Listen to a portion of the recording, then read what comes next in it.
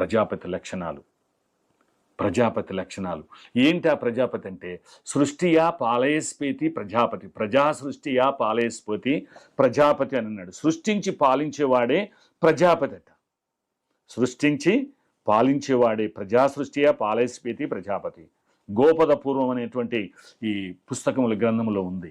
ప్రజలను సృష్టించి పాలించేవాడే ప్రజాపతి అట.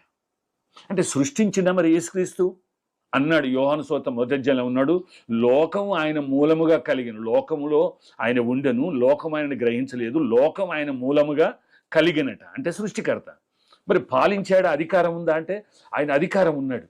ఒకసారి శిష్యులతోటి పడవలో సముద్రం మీద వెళ్తుంటే గొప్ప గాలి తుఫాను భయంకరంగా లేచినప్పుడు అప్పుడు ఆయన తలగడ మీద తలవాల్చుకొని నిద్రపోతుంటే శిష్యులు అన్నారు, ప్రభువా ప్రభువా మేము నశించిపోతున్నాం, మీకు చింత లేదా అంటే ఆయన లేచట గాలిని సముద్రముని గద్దించాడట. గద్దిస్తే అవి మిక్కిలి నెమ్మలేని. అక్కడున్న శిష్యులు ఏమంటారంటే ఆ దోణిలో, ఈయన ఎవరో, గాలియును సముద్రము ఈయనకు లోబడుచున్నవే అన్నారు. అంటే పాలించేవాడు, అధికారం కలిగిన వాడు. సృష్టిపైన అధికారం ఈయనకుంది. అంత మాత్రం కాదు, సృష్టిని చేసినవాడు. కాబట్టి సృష్టియా పాలయస్పేతి ప్రజాపతి. సృష్టించి పాలించేవాడే ప్రజాపతి. కాబట్టి అంత మాత్రం కాదు, ఆ ప్రజాపతి యొక్క లక్షణాలు ఈయనకు మాత్రమే ఉన్నాయి. వేదాలలో ఉన్న ప్రజాపతి లక్షణాలు. ప్రజాపతి యజ్ఞ ఇక్కడ ఉంది.